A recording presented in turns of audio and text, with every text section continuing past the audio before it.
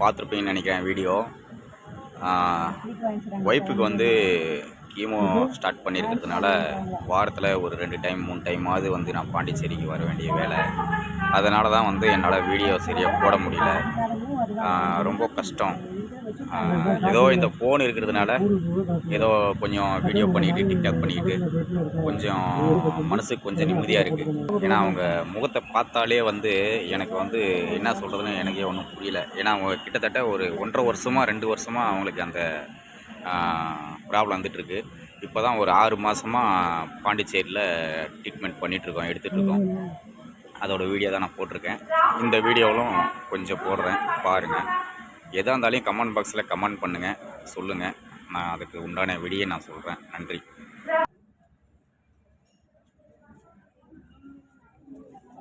தண்ணி ஊற்றுவாரு.